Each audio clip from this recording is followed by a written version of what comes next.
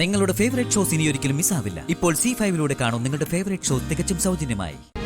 അവരെ അറസ്റ്റ് ചെയ്തപ്പോ ഉള്ളാലെ സന്തോഷമാണെന്ന് എനിക്കറിയാം.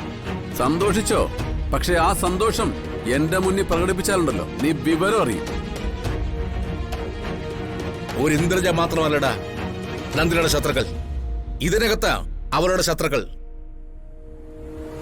ഈ വക കീടങ്ങളെ അങ്ങ് വിട്. നമുക്ക് നമ്മുടെ കുഞ്ഞിനെ പുറത്തിറക്കാനുള്ള വഴി ആലോചിക്കാം.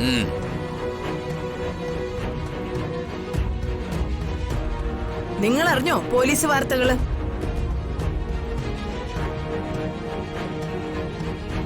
പോലീസ് ക്ലബിലിട്ടാ നന്ദിനിയെ ചോദ്യം ചെയ്യുന്നത്.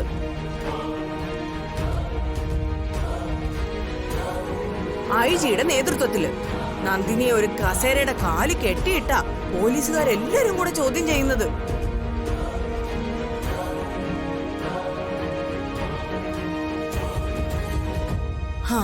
മുടിഞ്ഞ മർദ്ദനമാണെന്ന് അറിയാൻ കഴിഞ്ഞത്. ഇന്ന് രാത്രി തന്നെ സെൻട്രൽ ജയിലിലേക്ക് മാറ്റിയേക്കും. നിർത്തടി.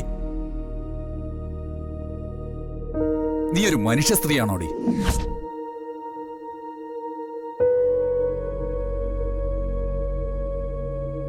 മാതാപിതാക്കളായ നിങ്ങൾ ജീവിച്ചിരിക്കുമ്പോ ഞാൻ ഇവിടെ എന്താ ചെയ്യേണ്ടത്?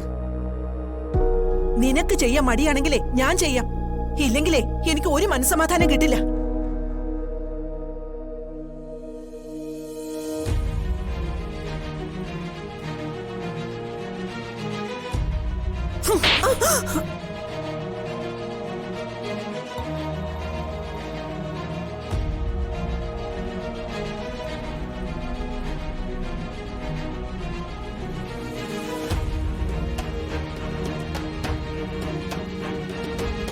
ഞാനെന്താ ചെണ്ടയോ? നിങ്ങൾക്ക് തോന്നുമ്പോ തല്ലാൻ. ആ നന്ദിനി കൊലപാതകം ചെയ്തതിന് നിരപരാധിയായി ഞാനെന്ത് പഴിച്ചു? മിണ്ടരുത് നീ.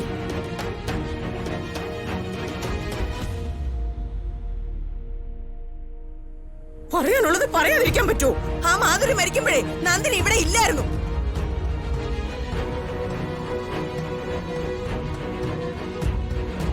ജയേട്ടനോടൊപ്പം ചേർന്ന് ആ നന്ദിനി എന്റെ കൈ കൊണ്ട് മരിക്കണ്ടെങ്കിൽ ഇറങ്ങി പോടി ഉടന്നു.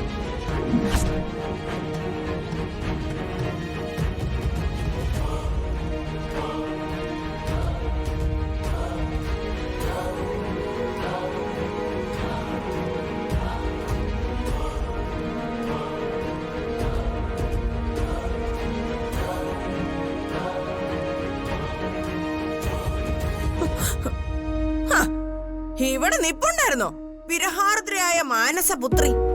മാതാശ്രീയായ നന്ദിനി ദേവി തങ്കച്ചിയെ ഇനി വരില്ല. അവളെ പോലീസുകാരെല്ലാരും കൂടിയേ ജയിലിലേക്ക് താലപ്പൊലിയോടുകൂടി കൊണ്ടുപോകും. അവൾ അഴിക്കകത്ത്, നീ പെരുവഴിയിലും.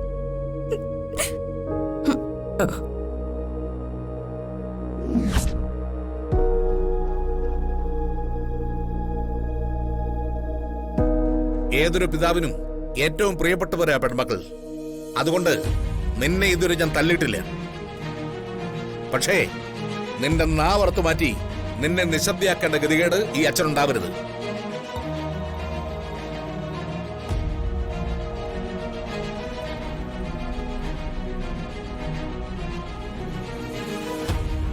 ഡൗൺലോഡ് ചെയ്യൂ C5 ആപ്പ്. കാണൂ എല്ലാ എപ്പിസോഡുകളും സൗജന്യമായി.